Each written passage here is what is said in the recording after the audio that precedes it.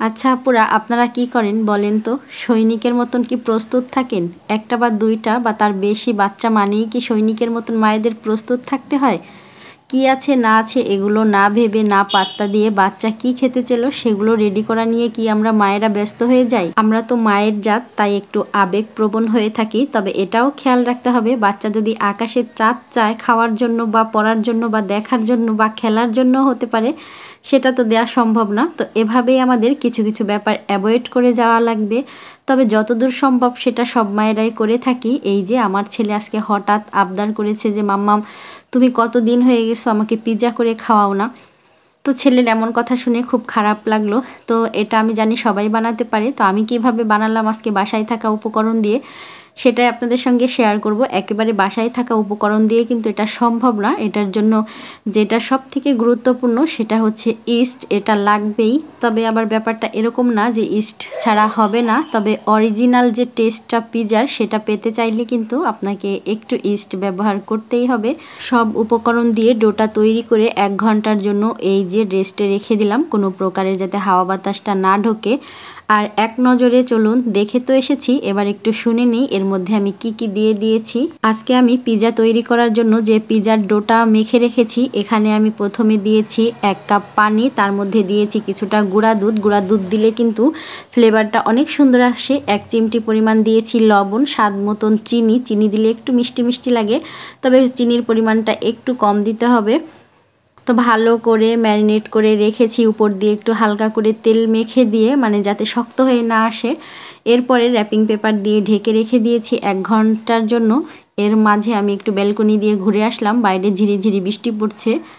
বাবাইটা দেখলাম শুয়ে অপেক্ষা করছে, মাম্মাম তার জন্য একটু হালকা পাতলা নাস্তা করছে।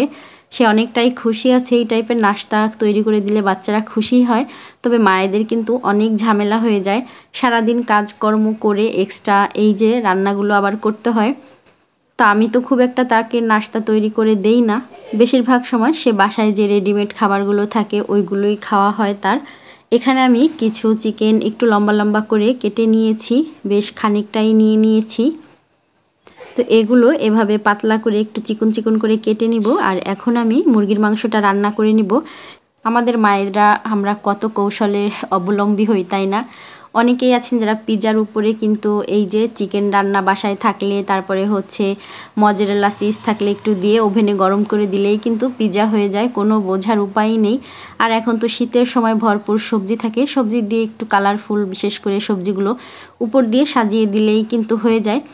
আমার বাসায় তেমন কোনো সবজি ছিল না, তো আমি আজকে কিভাবে সবজি ছাড়া কালারফুল পিৎজাটা সাজাই অবশ্যই আপনাদের সঙ্গে দেখাবো। যেভাবে মাংস রান্না করি, একটু পেঁয়াজের পরিমাণ বেশি দিয়েছি, তার মধ্যে কিছুটা গরম মশলা দিয়ে পেঁয়াজগুলো যখন নরম হয়ে আসবে আদা রসুন জিরে বাটা দিয়ে ভালো করে মশলা কষিয়ে এই যে মুরগির মাংসগুলো দিয়ে দিয়েছি। আমার ছেলে দেখুন ঘ্রাণে চলে এসেছে, বলতে পারেন এক প্রকারের পিৎজা শসা। তো সে চলে এসেছে আর এসে দেখে গেল যে তার মাম্মাম কি রান্না করছে। তাহলে কি তার বলা কথাটাই সত্য হয়ে গেল? মাম্মাম কি আজকে তার কথা শুনে ফেললো? সে পিৎজা খেতে চেয়েছে আর মাম্মাম বানিয়ে দিচ্ছে, তো এটা তার বিশ্বাসই হচ্ছে না। সে রান্নাঘর দিয়ে এসে ঘুরে দেখে গেল। আচ্ছা পুরো একটা কথা আমাকে বলেন তো, আপনাদের বাবুদের প্রিয় খাবারগুলো যখন বানান তখন কি এরকমটা ঘটে? আমার তো মনে হয় অবশ্যই ঘটতেই পারে, বাবুরা বলে কথা। তো যদি এরকমটা হয় কমেন্টে কিন্তু আমাকে চাইলে জানাতে পারেন, বা ছোট্ট করে একটু হলেও আমার সঙ্গে শেয়ার করতে পারেন। 1 ঘন্টার মতন এই যে পিৎজার ডো তৈরি করে রেখেছি। আর একটা কথা বলে দেই, আমি কিন্তু এটা সম্পূর্ণ আটা দিয়ে করছি। বাসায় দেখা যায় রুটি খাওয়া হয়, তো রুটির জন্য সবসময় আটা থাকে। আমি বেশিরভাগই যখন নাস্তাগুলো তৈরি করি বাসায় আটা থাকে, তো আটা দিয়েই সবসময় নাস্তা তৈরি করা হয়। এগুলো আমার ফ্রিজে সংরক্ষণ করা থাকে সব সময়ের জন্য। বাবাইটা তো স্কুলে টিফিন নেয় বা টিফিন দেওয়া হয় সকালে ঝটপট নাস্তার জন্য। এই চিকেন সসেসগুলো আর এই মজেরেলা চিজটা আমার রাখা ছিল, তো সেগুলোই কিছুটা বের করে এই তো কেটে নিয়েছি। চিকেন সসেসগুলো পাতলা করে কেটে নিয়েছি পিৎজার উপর দিয়ে সাজানোর জন্য। আর এবারে যে চিকেন সসেসগুলো আনা হয়েছে সেগুলো একদমই ফ্রেশ, মানে সাদা ধবধবে। আর আগে একবার একটা চিকেন ফ্রাই মানে চিকেন সসেসগুলো খেয়েছিলাম, সেটা ছিল একটু লাল লাল। তো এই যে হট চিলি সস এবার দিয়ে আমার তো ওইভাবে আমি যে পিৎজা করব তেমন কোনোই উপকরণ আমার কাছে নেই, মানে বিশেষ করে যেই প্লেটগুলো পিৎজা প্লেট বলা হয় ওই প্লেটগুলো কিন্তু আমার কাছে ছিল না। তাই আমি এই ফ্রাই প্যানটাই বেছে নিয়েছি। সামান্য একটু তেল ব্রাশ করে তার উপরে এই যে ডোর কিছু অংশ দিয়ে হাত দিয়ে ভালো করে এইভাবে গোল করে নিয়েছি। আর এই যে উপর দিয়ে তো প্রথমে দিয়েছি হট চিলি সস, এরপরে দিয়েছি সেই রান্না করে রাখা চিকেনগুলো বেশ খানিকটা বেশি পরিমাণেই দেওয়া হয়েছে যাতে মুখের মধ্যে পড়লে বেশ ভালো লাগে। এরপরে উপর দিয়ে দেওয়া হলো মজেরেলা চিজ, তারপরে দেওয়া হলো চিকেন সসেস। আশা করি খেতে খুবই মজার হবে।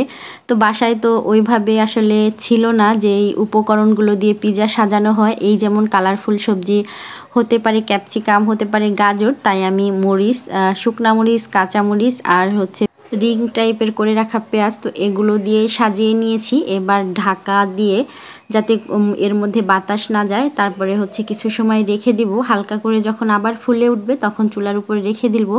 তো চুলার উপরে রেখে দিয়ে বাবাইটাকে একটু দেখে আসলাম যে সে কী করছে, অনেকটা সময় হয়ে গেল রান্নাঘরে তো আর আসছে না।